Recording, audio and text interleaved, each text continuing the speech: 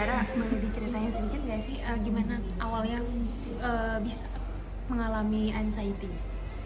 Eee, Awalnya gimana ya, nggak tahu juga, pokoknya kalau namanya juga sesuatu yang berhubungan sama mental, illness itu kan kita nggak pernah bisa tahu ya gitu, tiba-tiba datang atau pokoknya penyakit apapun lah sebenarnya.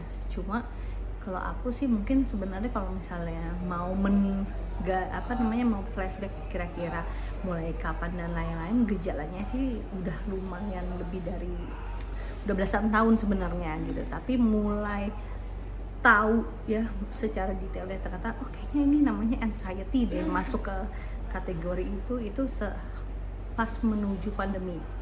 Triggernya di situ, dimana orang-orang mulai ramai dengan namanya anxiety disorder dan lain-lain, dan habis itu juga kebetulan juga aku konsul dengan beberapa psikolog gitu ya, dan akhirnya mereka juga mendiagnosis bahwa aku masuk ke kategori anxiety disorder ini. Terus dari situ karena kan masih konsultasi sama psikolog ya, belum ada kelanjutan, sempat disarankan kalau misalnya mau dengan bantuan obat penenang dan lain-lain biar lebih calm dan lain-lain, itu aku harus konsul naik lagi ke psikiater gitu, dan aku menolak untuk obat-obatan. Jadi aku coba cari cara lain gimana caranya agar aku bisa sembuh gitu, karena emang yang penting kesadaran kitanya sendiri untuk aku mau sembuh loh, dan tahu ini bahwa ada sesuatu yang harus dilawan, dan ini kan berhubungan juga sama aku juga punya GERD, jadi ini kayak jadi lingkaran yang saling nyambung gitu.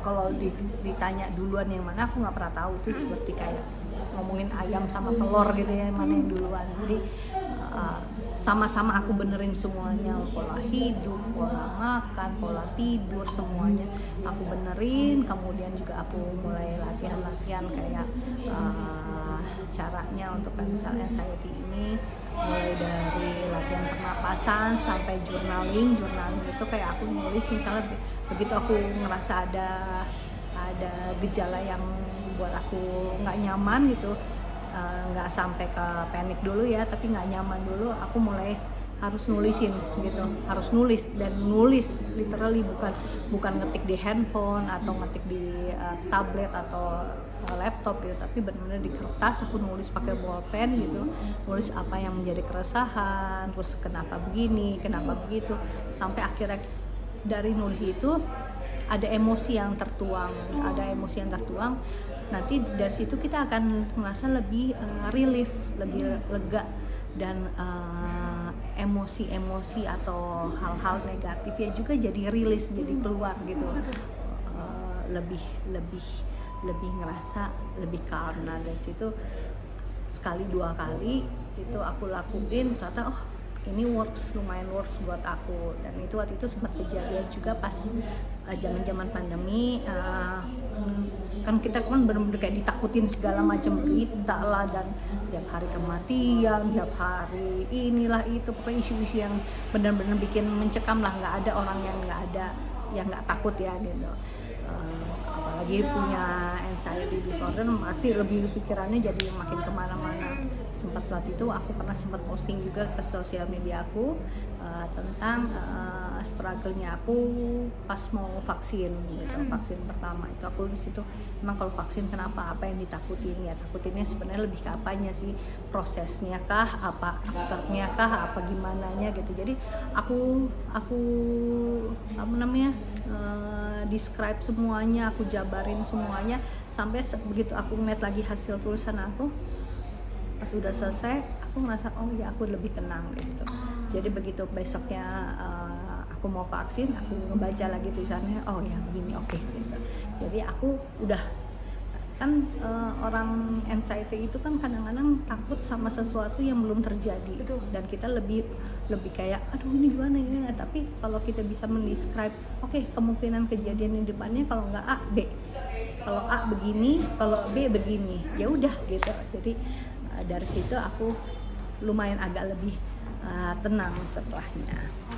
Tapi awalnya sendiri sadar kalau itu kayaknya aku ngalamin gejala anxiety tuh yang bagian mana gitu, maksudnya gejala yang seperti apa, karena kan Mbak bilang tadi sudah lama. Itu aku sering kayak tapak tangan sering keringetan, kalau bisa nggak nyaman. Terus makin kesini kayak dibilang asam lambung, tapi lebih rasanya lebih ke dada ya, bukan cuma di ulu hati aja, lebih ke dada, dan itu panas, sampai keringetan, sampai terus rasanya jantungnya duk gitu banget gitu, degupnya tuh detaknya tuh bener-bener kayak merasa cepet banget, keringat dingin. Terus pas pandemi itu sempat bener-bener sampai bisa nggak ada angin, nggak ada hujan, tiba-tiba nangis ngejer gitu loh. Itu yang aku sampai kok aku jadi nangis ya, ini kenapa gitu. Jadi dan itu nggak bisa aku kontrol sendiri, tiba-tiba keluar aja gitu nangis lah. Wah ini udah nggak benar nih kalau aku makin ikutin gitu ya rasanya, itu aku bisa menjadi gitu. Tapi aku ya udah, aku yang penting begitu nangis, selesai nangis aku tarik nafas, aku harus semua, nggak bisa aku begini. Kalau misal aku begini, ini akan nyapain diri aku juga, karena badan yang kekikis gitu. Tapi hal apa nih, maksudnya hal apa yang akan membuat men-trigger Mbak keluar gitu anxiety-nya tuh apa? Nggak bisa dipastiin. Karena berbagai macam hal. Okay. Jadi kadang-kadang kan kita pikir mungkin misalnya lain sama fobia ya, kayak misalnya aku fobia ketinggian. Oke, ya udah aku menghindari aja yang ketinggian gitu. Nah, kalau anxiety itu nggak bisa. Ini out of the blue bisa yang tiba-tiba yang tadinya nggak apa-apa bisa jadi apa-apa. Let's say kayak misalnya tiba-tiba ngedengar suara AC yang orang mikir suara AC doang, tapi buat orang anxiety itu bisa tiba-tiba suara AC itu begitu mengganggu dan itu bisa bikin dia panik. Gitu. Baik. Jadi hal-hal yang mungkin orang lain melihat itu adalah receh, remeh lah ya, buat orang yang punya anxiety itu bisa jadi trigger buat dia. Terus perkembangannya dalam pengobatan anxiety Mbak ini sekarang sudah sejauh mana? Masih berjalan sih, kayak misalnya ya udah setiap ada gejala-gejala yang mungkin aku ngerasa aku nggak nyaman, aku coba tarik napas gitu, aku coba atur posisi yang nyaman, aku coba mengalihkan dengan aku harus berada di kondisi aku jangan terbawa oleh pikiran aku harus berada di kembalikan diri aku kepada ini harus sekarang di sini loh gitu. Jadi harus injek bumi lagi. Let's say misalnya tiba-tiba nih pada saat ini nih kita lagi wawancara, terus tiba-tiba aku rasa aku nggak nyaman nih begini, ada suara apa nih gini, aku nggak nyaman. Oke, aku harus kembaliin diri aku, ini lantainya kotor, di sofanya seperti ini. Jadi aku mengalihkan pikiran kepada situasi yang sekarang at the moment gitu, presentnya sekarang aku lagi di mana dan ngapain, udah gitu. Tapi kalau boleh tahu sejak kapan Mbak pengobatannya sudah dilakukan?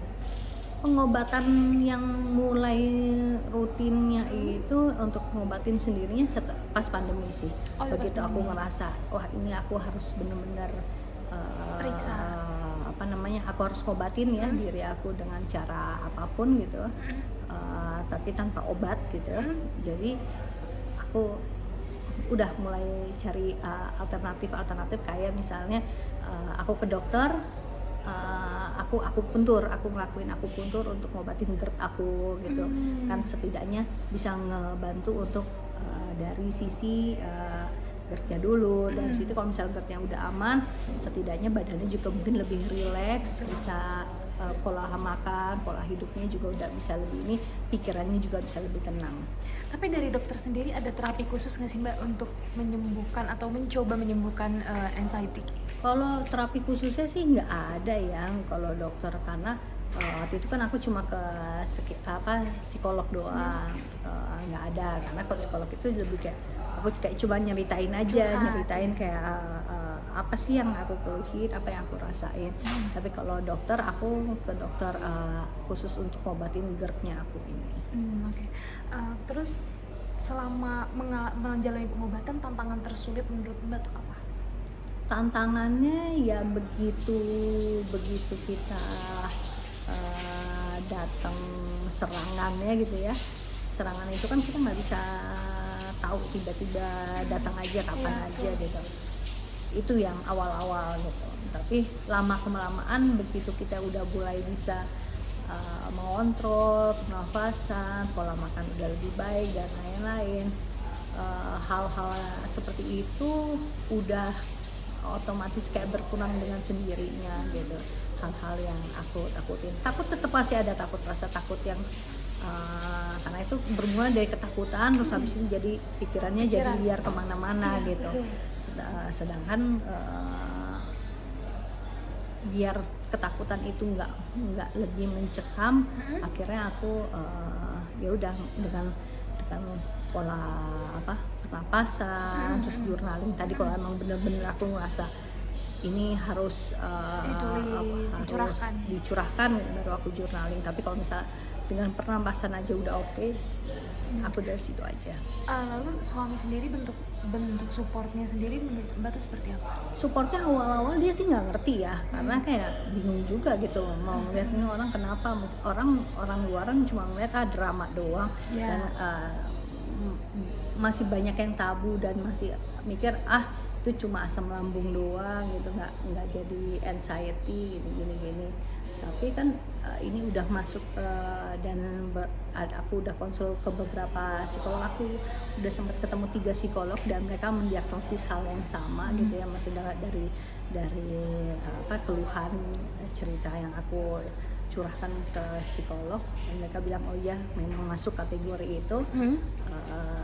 Ya udah akhirnya suami juga setelah ada temen yang istrinya juga sempat ngalamin hal yang sama, akhirnya dia sempat diomongin bahwa oh si Ardi tuh ternyata begini gitu, nggak bisa lo iniin, kenapa itu nggak apa-apa kok, nggak bisa, jangan dibilang nggak apa-apa kok, karena buat orang anxiety apalagi yang lagi kena serangan nggak bisa dibilang nggak apa-apa, kalau kita lagi apa-apa, betul dia nggak apa-apa gitu. Jadi ya udah cuma ditenangin aja, mungkin kontak fisik ya bisa dipeluk atau misalnya dipegang tangannya biar lebih tenang gitu.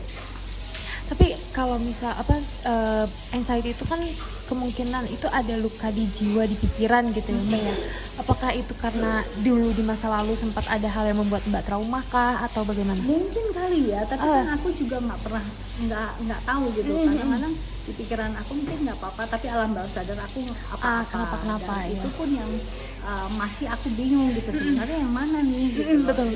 Yang bikin trauma, karena menurut aku pribadi aku udah lewatin itu semua, tapi kan menurut alam bawah sadar kita nggak tahu ternyata dia masih menyimpan ini, dan itu mungkin yang akhirnya menumpuk dan bikin begitu ada hal baru yang masuk itu jadi triggernya untuk mereka keluar gitu kan. Gitu. Jadi itu yang masih aku nggak tahu, tapi ya udah seiring dengan waktu cuma ngeinin aja, oh ya udah I have to deal with this all gitu.